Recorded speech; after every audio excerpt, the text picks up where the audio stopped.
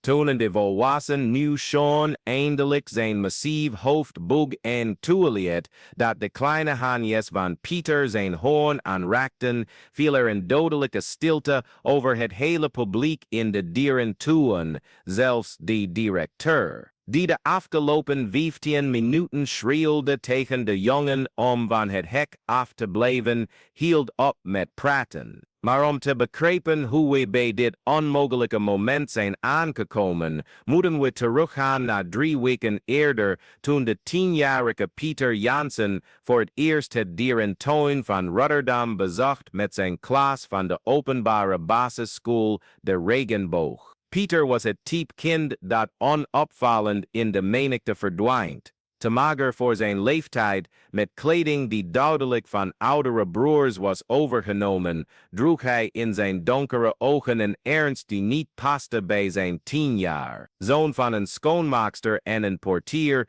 Pieter kende de hardheid van het leven al vroeg, maar hij had ook iets geleerd wat veel kinderen van zijn leeftijd nog niet wisten: echte empathie ontstaat uit eigen pijn. Terwijl zijn klasgenoten van de ene naar de andere kant renden, enthousiast schreeuwend bij de apen en selfies makend met de flamingo's, liep Pieter langzaam door de dierentuin, elk dier observerend met een bijna eerbiedige aandacht. Toen hij bij het neushoornverblijf aankwam, veranderde er iets in hem.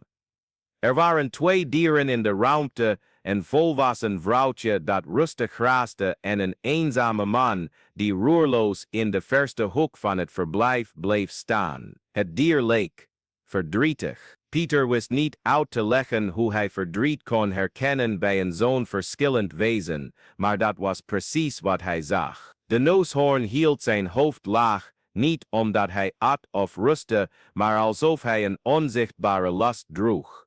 Waarom staat hij daar alleen? Vroeg Pieter aan de gids, een jongeman genaamd Rick die de bijzondere interesse van de jongen had opgemerkt. Oh, dat is Brutus, antwoordde Rick, zijn pet met het logo van de dierentuin rechtzettend. Hij kwam hier 2 jaar geleden aan, van een circus dat werd gesloten. Sindsdien kan hij zich niet goed aanpassen. Hij is nogal agressief.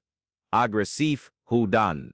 Rick aarzelde, kijkend om zich heen om er zeker van te zijn dat geen van de andere leerkrachten luisterde. Hij laat niemand dichtbij komen, zelfs de verzorgers niet. Als iemand probeert dichterbij te komen, stormt hij tegen de hekken aan. De dierenarts zegt dat het trauma is van zijn tijd in het circus. Pieter knikte langzaam, maar zijn ogen bleven op de neushoorn gericht. Er was iets in de houding van het dier dat hem bekend voorkwam. Dezelfde spanning die hij bij zichzelf herkende als hij halverwege het schooljaar op een nieuwe school kwam, of als hij presentaties moest geven voor de klas. Dezelfde defensieve eenzaamheid. Toen de excursie eindigde en de schoolbussen vertrokken, kreeg Pieter Brutus niet uit zijn hoofd. Die nacht, liggend in de kleine kamer die hij deelde met 2 broers, droomde hij van de neushoorn. Maar in de droom was het dier niet verdrietig. Hij was vrij rennend door een eindeloze savanne. De volgende dag deed Pieter iets dat zelfs zijn moeder, mevrouw Jansen, verraste. Hij vroeg om het geld te gebruiken dat hij maandenlang had gespaard door snoepjes op school te verkopen om terug te gaan naar de dierentuin. Maar je bent gisteren al geweest, mijn jongen, zei ze, haar ogen niet van de stapel kleren af die ze op de kleine bank in de woonkamer vouwde. Ja, mam. Maar ik moet iets zien. Mevrouw Jansen stopte met wat ze aan het doen was en keek naar haar zoon. Ze kende die toon. Het was dezelfde toon die Pieter gebruikte als hij een belangrijke beslissing had genomen. Op zijn 10 jaar toonde hij al een vastberadenheid die haar soms bang maakte en soms vol trots maakte. Goed. Maar je gaat alleen en je bent terug voor het donker. In de dierentuin ging Pieter rechtstreeks naar het neushoornverblijf. Brutus stond op dezelfde plek als de dag ervoor, roerloos, geïsoleerd. Pieter kocht een sinaasappelsapje bij een kraampje in de buurt en ging op een bankje voor het verblijf zitten, gewoon kijkend. Hij bleef daar 2 uur zitten. Bij zijn derde bezoek aan de dierentuin herkende een van de medewerkers van de kassa, mevrouw de Vries, een dame met grijs haar en een vriendelijke glimlach, hem. Hey jongen, was jij niet die van de school die vorige week hier was? Ja mevrouw, en je bent weer terug? Pieter knikte, licht beschaamd. Ik wilde de neushoorn zien. Mevrouw de Vries glimlachte. Oh ja, welke dan? Hoop is prachtig, toch? Eigenlijk Brutus, de glimlach van mevrouw de Vries verdween een beetje. Dat beest is lastig jongen, je kunt beter uit de buurt blijven. Waarom praat iedereen slecht over hem? De vraag kwam harder uit dan Pieter had bedoeld. Mevrouw de Vries keek hem met hernieuwde nieuwsgierigheid aan. Het is niet dat we slecht over hem praten, lieverd. Het is dat hij gevaarlijk is. Hij heeft al verschillende mensen proberen aan te vallen. Maar wat hebben ze hem aangedaan? Mevrouw de Vries zuchtte, kijkend rondom het lege loket. Kom hier zitten, zei ze, wijzend naar een stoel naast haar. Ik vertel je iets. En zo kwam Pieter de ware geschiedenis van Brutus te weten. De neushoorn had 10 jaar van zijn leven doorgebracht in een rondreizend circus, opgesloten in een minuscule ruimte, gedwongen om vernederende trucjes uit te voeren voor publiek dat zijn onderwerping applaudisseerde. Toen het circus uiteindelijk werd gesloten wegens dierenmishandeling, kwam Brutus al volwassen, getraumatiseerd en niet in staat om enig mens te vertrouwen in de dierentuin aan. Dr. Jansen, onze hoofddierenarts, zegt dat het jaren kan duren voordat hij herstelt. Als hij al herstelt, besloot mevrouw de Vries, met verdriet in haar stem. Pieter nam elk woord in zich op. Toen hij opstond om te vertrekken, hadden zijn ogen een vastberadenheid die mevrouw de Vries nog nooit bij een kind had gezien. Bedankt voor het vertellen, mevrouw de Vries. Graag gedaan, lieverd. Maar beloof je dat je voorzichtig zult zijn met dat beest? Beloof ik, maar de beloften van 10-jarige kinderen betekenen niet altijd wat volwassenen denken dat ze betekenen. De volgende week ontwikkelde Pieter een routine. Elke dag na school nam hij 2 bussen naar de dierentuin. Hij ging op hetzelfde bankje zitten in dezelfde houding en bleef daar minstens een uur gewoon naar Brutus kijkend. Soms nam hij een boek mee, soms zat hij gewoon stil, maar hij was er altijd. In het begin leek de neushoorn zijn aanwezigheid niet eens te merken, maar geleidelijk aan merkte Pieter kleine veranderingen. Brutus begon zijn hoofd op te steken als de jongen aankwam. Na een paar dagen ging hij zich zo positioneren dat hij Pieter kon zien terwijl hij graaste. Het was een bijna onmerkbare vooruitgang, maar Pieter merkte het wel. Het was Rick, de gids, die als eerste doorhad wat er aan de hand was. Hey, heb je dat al gezien? Zei hij tegen mevrouw de Vries tijdens de lunchpauze. Die jongen die hier elke dag komt. Brutus gedraagt zich anders als hij er is. Anders, hoe? Rustiger. Gisteren zag ik hem zelfs naar het hek toe komen toen de jongen er was. Mevrouw de Vries fronste haar wenkbrauwen. Dat kan niet goed zijn. En als het dier besluit aan te vallen. Maar Rick schudde zijn hoofd. Ik weet het niet. Er is iets anders. Het is alsof ze elkaar begrijpen. De echte verandering begon in de 2e week. Pieter had gemerkt dat Brutus altijd onrustiger werd tijdens de drukste tijden in de dierentuin. De luide stemmen, het geschreeuw van de kinderen, het constante lawaai leken hem nog teruggetrokkener te maken. Toen kreeg Pieter een idee. Hij begon eerder te komen voor de officiële openingstijd. Hij sprak met mevrouw de Vries en kreeg een speciale toestemming om binnen te komen tijdens de rustigste uren, wanneer alleen de medewerkers aanwezig waren. En het was op zo'n stille ochtend dat er iets buitengewoons gebeurde. Pieter zat op het bankje, zoals altijd, toen hij merkte dat Brutus dichter bij het hek was gekomen dan ooit tevoren. De neushoorn observeerde hem nieuwsgierig, zijn hoofd lichtjes gekanteld. Langzaam, zonder abrupte bewegingen, stond Pieter op van het bankje en zette hij een paar stappen richting het hek. Brutus trok zich niet terug. Pieter stopte op ongeveer 2 meter van het hek en ging op de grond zitten, met zijn benen gekruist. En toen deed hij iets wat geen volwassene zou doen. Hij begon te praten. Hoi Brutus.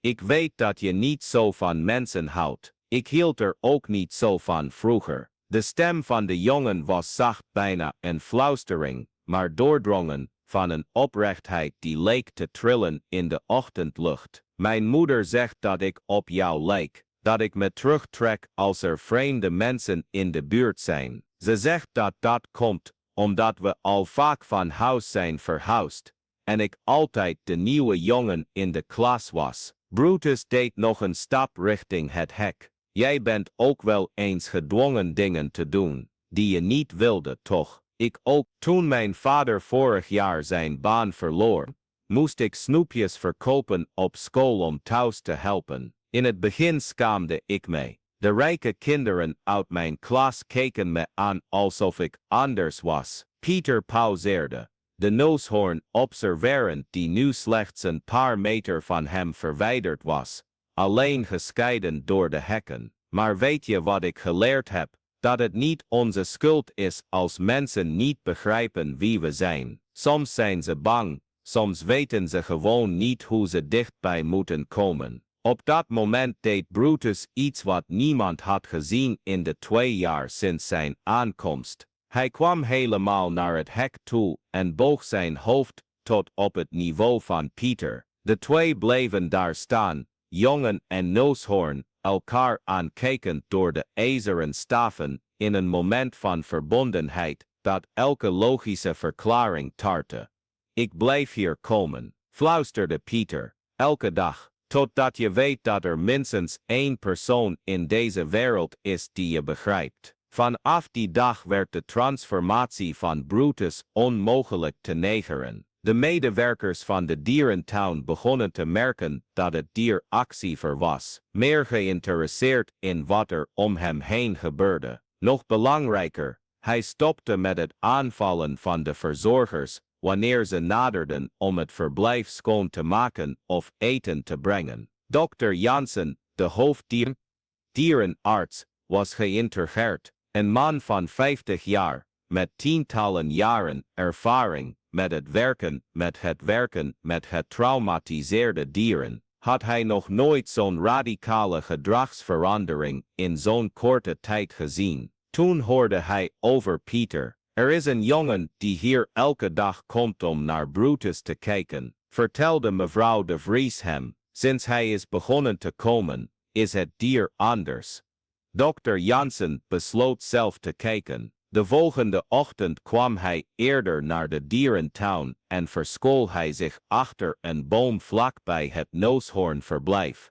Wat hij zag, liet hem sprakeloos achter. Pieter zat op de grond zoals altijd, maar deze keer had Brutus zijn hoofd door de tralies gestoken, waardoor de jongen zachtjes zijn snout kon aanraken. De twee bleven zo een paar minuten staan, in een stille verbondenheid, die de barrière tussen de soorten leek te overstijgen. Dr. Jansen wist dat hij getuige was van iets zeldzaams. In al zijn jaren van carrière had hij weinig voorbeelden gezien van zo'n oprechte band tussen mensen en gewonde dieren. Er was iets aan de jongen in speciale kwaliteit die Brutus herkende en waarop hij vertrouwde. Die middag sprak Dr. Jansen voor het eerst met Pieter. Jij bent de jongen die Brutus komt bezoeken, toch? Pieter, die water dronk bij een drinkfontein, vlak bij het verblijf, draaide zich om lichtjes nerveus. Volwassenen die vragen stelden over zijn gedrag betekenden meestal problemen. Ja meneer, heb ik iets verkeerds gedaan? Dr. Jansen glimlachte. Integendeel, je hebt iets heel goed gedaan. Kun je me vertellen hoe je zo dicht bij hem kunt komen?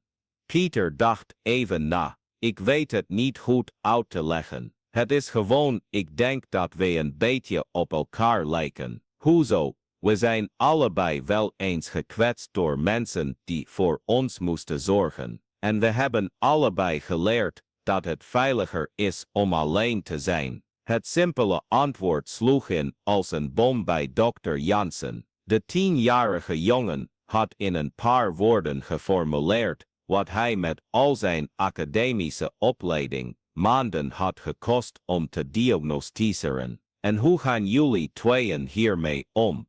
We leren dat niet iedereen hetzelfde is, dat er mensen zijn die echt willen helpen. Dr. Jansen knikte langzaam. Pieter, mag ik je een vraag stellen? Zou je Brutus op een officiële manier willen helpen? De ogen van de jongen begonnen te stralen. Hoe dan? Nou, we hebben hier in de dierentuin een programma genaamd Jonge Dierenzorgers. Normaal is het voor oudere tieners, maar ik denk dat we in jouw geval een uitzondering kunnen maken. Zo werd Pieter de jongste deelnemer aan het vrijwilligersprogramma van de dierentuin. 3 keer per week na school bezocht hij niet alleen Brutus, maar hielp hij de verzorgers met eenvoudige taken.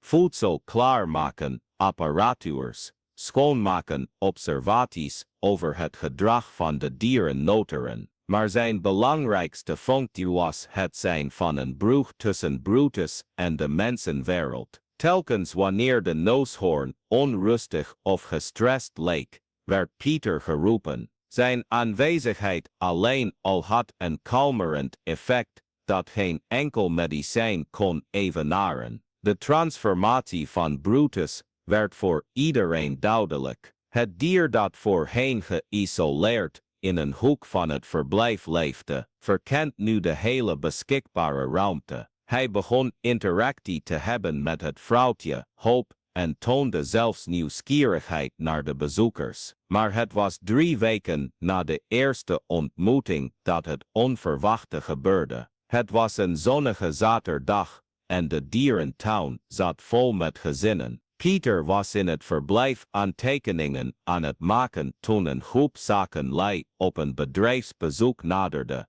vergezeld door de directeur van de dierentuin, de heer de Graaf. De heer de Graaf was een man van middelbare leeftijd, altijd impeccabel gekleed, die de dierentuin leidde, alsof het een gewoon bedrijf was. Voor hem waren dieren voornamelijk cijfers in kosteneffectiviteitsanalyses. Hij had weinig geduld voor wat hij sentimentaliteit noemde ten aanzien van problematische dieren. Dit is onze meest uitdagende neushoorn, legde hij aan de zakenlui uit, terwijl hij dramatisch gebareerde. Het heeft een fortuin gekost aan medicijnen en speciale zorg. Eerlijk gezegd overwegen we hem naar een andere instelling over te plaatsen. Pieter voelde zijn maagziepeppen teken. Virtus overplaatsen betekende voor altijd van elkaar gescheiden worden. Uitdagend, hoe dan?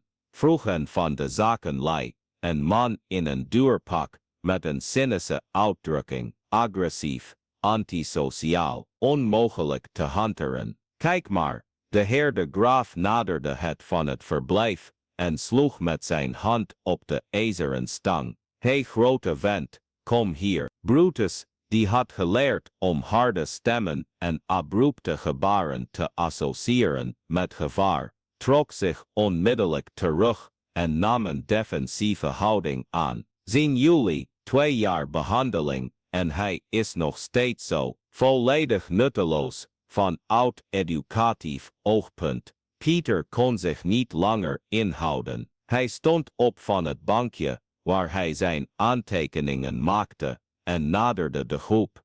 Pardon, meneer, zei hij, zich tot de directeur richtend. De heer de Graaf draaide zich om geïrriteerd door de onderbreking. Wie ben jij, jongen? Zie je niet dat we een belangrijke vergadering hebben? Ik ben Pieter Jansen, vrijwilliger van het programma Jonge Dierenzorgers. En ik moet zeggen dat u het mis heeft over Brutus. In gefluister van verbazing ging door de groep zakenlui. Een kind dat de directeur van de dierentuin confronteerde, was iets wat niemand verwachtte te zien. De heer de Graaf werd rood. Hoezo mis? Jij bent slechts een kind. Jij begrijpt niet hoe de dingen hier werken. jawel meneer. En ik weet dat Brutus niet agressief of nutteloos is. Hij heeft gewoon iemand nodig die hem probeert te begrijpen, in plaats van te willen dat hij iets is wat hij niet is. En toen, tot ieders verbazing, liep Pieter richting het verblijf. Brutus,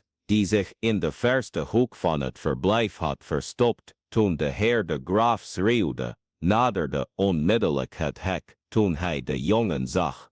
Pieter, ga daar weg, schreeuwde de heer de Graaf. Het is gevaarlijk. Maar Pieter bewoog niet. In plaats daarvan stak hij zijn hand door de tralies. En Brutus, voor al die ongelovige volwassenen, boog zijn massieve hoofd en raakte zachtjes de hoorn aan de handpalm van de jongen. De stilte die volgde was absoluut. En dat is het moment waarop ons verhaal begon, waar Pieter bewees dat een oprechte verbinding jaren van trauma en wantrouwen kan overwinnen. In van de zakenlei, een oudere man met grijs haar, was de eerste die sprak. In 30 jaar dat ik instellingen als deze bezoek, heb ik nog nooit zoiets gezien. Dokter Jansen, die was komen aanrennen toen hij de commotie hoorde, stond naast de groep en observeerde de scène met een glimlach op zijn gezicht. Deze jongen, zei hij,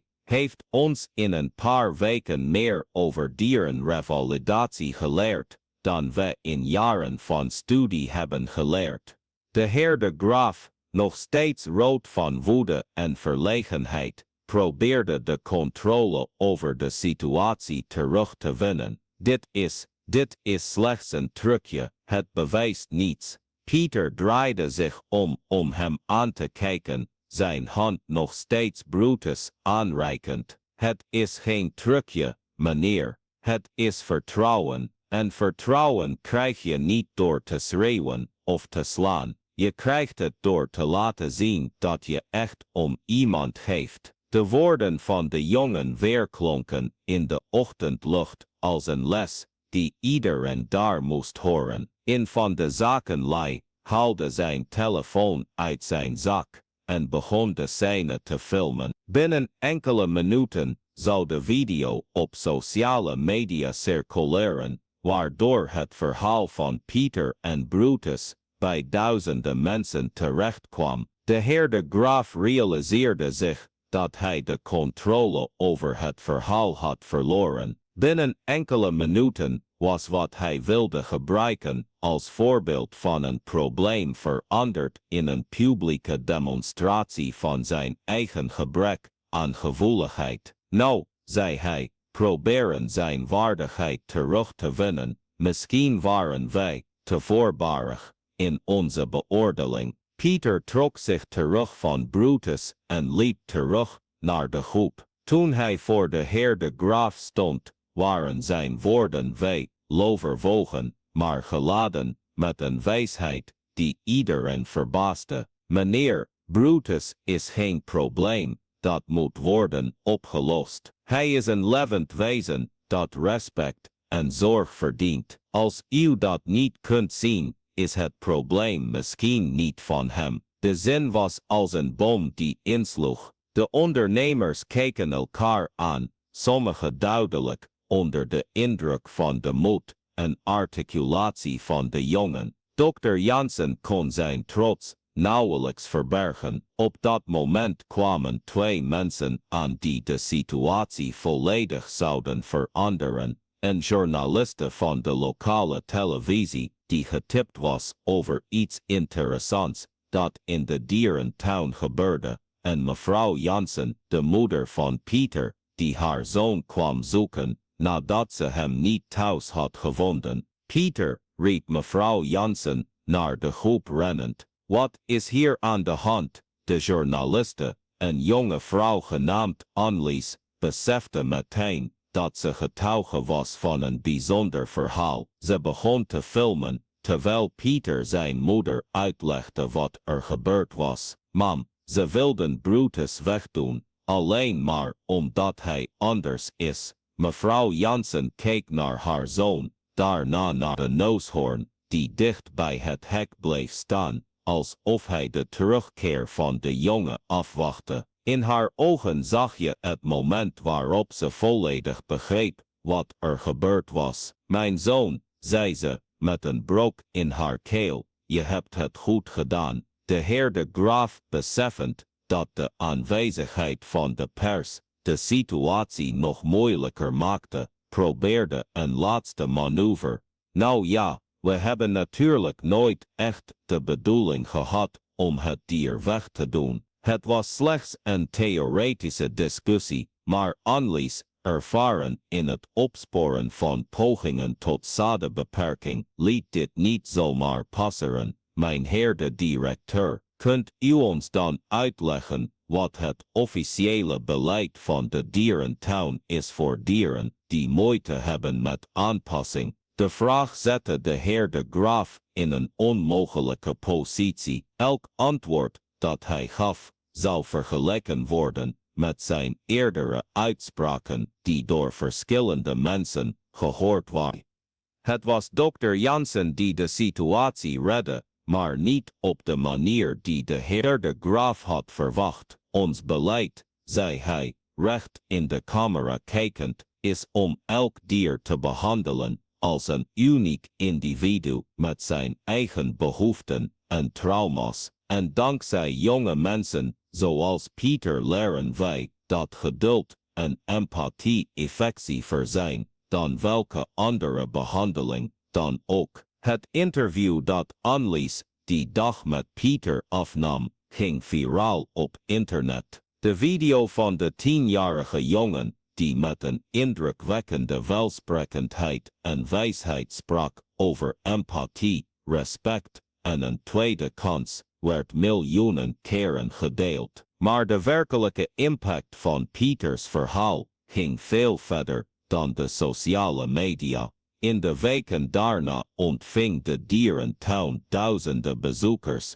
die specifiek kwamen om Pieter en Brutus te ontmoeten. Donaties begonnen binnen te stromen vanuit het hele land, niet alleen in geld, maar ook in tijd en expertise. Veterinairs gespecialiseerd in trauma bij dieren boden zich aan om vrijwillig te werken. Kinderpsychologen stelden studies voor over het vermogen van kinderen om zich te verbinden met gewonde dieren. Nog belangrijker, de heer de Graaf werd discreet overgeplaatst naar een administratieve functie, waar hij minder direct contact zou hebben met de verzorging van de dieren. In zijn plaats werd dokter Sandra gepromoveerd, een dierenarts die jarenlang aan de frontlinie had gewerkt en die begreep dat het leiden van een dierentuin veel meer betekende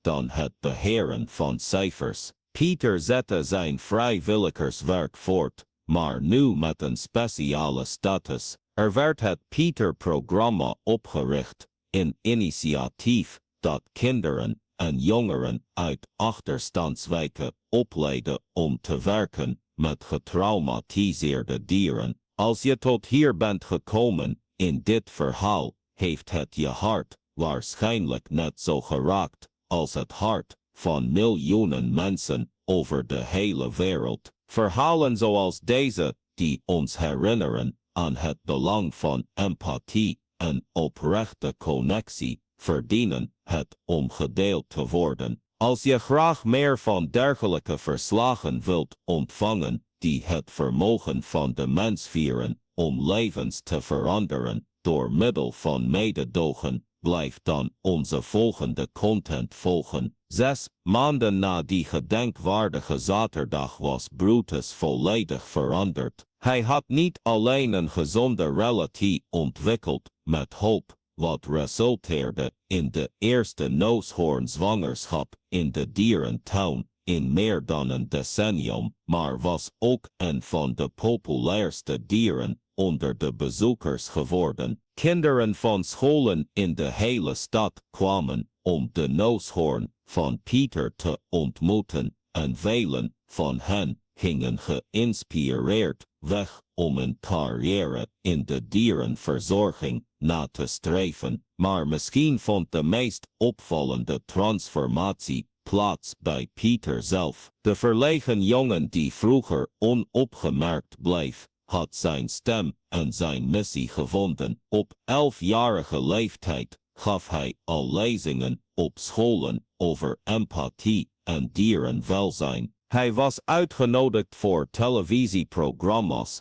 en zelfs voor een ontmoeting met de gouverneur van de provincie. Pieter verloor echter nooit zijn bescheidenheid of zijn verbondenheid met zijn wortels. Hij bleef in hetzelfde kleine huis in de regenboog wonen, hielp zijn moeder met het huishouden en verkocht snoepjes op school wanneer nodig. Wat veranderd is, zei hij in een interview een jaar na de gebeurtenissen die hem beroemd maakten, is niet wie ik ben, maar hoe ik wie ik ben gebruik om anderen te helpen. En Brutus had geleerd dat niet alle mensen een bedreiging waren, dat sommige mensen vooral één in het bijzonder te vertrouwen waren, dat de wereld, hoewel soms vreed, ook vriendelijk kon zijn. Op een zonnige zaterdagmiddag, precies een jaar na dat moment van connectie, dat alles veranderde, zat Pieter op het vertrouwde bankje voor het neushoornverblijf. Brutus naderde het hek, zoals hij altijd deed als hij de jongen zag aankomen, maar deze keer was hij niet alleen. Aan zijn zijde liep een klein, onhandig kalfje, zijn zoon, met hoop, 3 maanden eerder geboren. Hoi Brutus, fluisterde Pieter, zijn hand door het hek stekend. Wil je me je zoon voorstellen? En toen, op een manier die niemand had kunnen voorspellen, duwde Brutus het kalfje zachtjes richting het hek,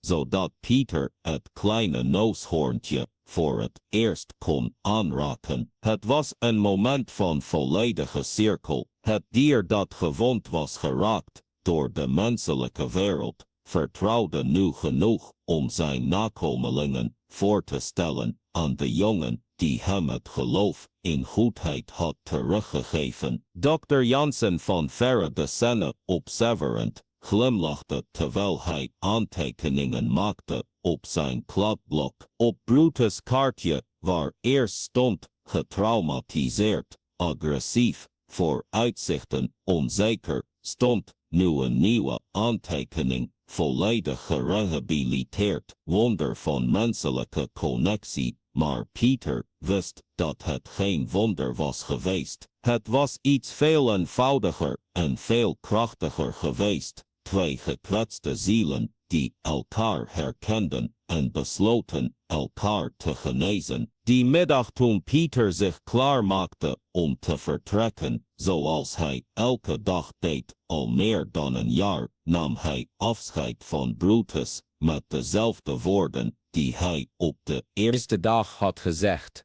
Ik kom morgen terug, oké? Totdat je weet dat er minstens 1 persoon op deze wereld is die je begrijpt. Maar nu voor het eerst wist Pieter dat Brutus dat al wist. En belangrijker nog, Pieter had ook geleerd dat er veel mensen op de wereld waren die hem begrepen. Terwijl hij richting de uitgang van de dierentuin liep, droeg Pieter een les met zich mee die hij zijn hele leven zou koesteren, dat de grootste transformerende kracht ter wereld niet geweld is, niet macht, niet geld. Het is empathie. Het is het vermogen om verder te kijken dan uiterlijkheden, om de pijn van de ander te herkennen als een weerspiegeling van onze eigen pijn en om de hand uit te steken, letterlijk of figuurlijk, om te zeggen, ik begrijp je en je bent niet alleen. Deze les had een getraumatiseerd neushoorn veranderd in een trotse vader. Het had een verlegen jongen veranderd in een verdediger van degen die geen stem hebben en het had een hele dierentuin veranderd in een plek waar genezing mogelijk was. Want soms als de wereld te hard lijkt als mensen de capaciteit lijken te hebben verloren om elkaar te geven, komt er een kind van 10 jaar om ons eraan te herinneren dat goedheid nog steeds bestaat en dat het nog steeds bergen kan verzetten of op zijn minst het hart van een neushoorn van 2 ton kan veroveren. Op het bord bij het neushoornverblijf onder de technische informatie over de soort stond nu een kleine maar krachtige zin. Deze tentoonstelling is opgedragen aan Pieter Jansen en alle jonge mensen die ons leren dat empathie de sterkste brug is tussen verschillende wereld. En elke ochtend als de zon opkwam boven de dierentuin en Brutus uit zijn hol kwam om te grazen naast Hoop en het jong, keek hij in de richting van het bankje waar Pieter vroeger zat en bewoog hij zijn staart lichtjes als hij dankjewel zei. En Pieter, zelfs als hij niet fysiek aanwezig was, voelde die dankbaarheid in zijn hart, want hij had geleerd dat wanneer je iemand met liefde redt, je jezelf ook redt. Het verhaal van Pieter en Brutus werd een lekende in de dierentuin, maar meer dan dat, het werd een dagelijkse herinnering dat echte transformatie plaatsvindt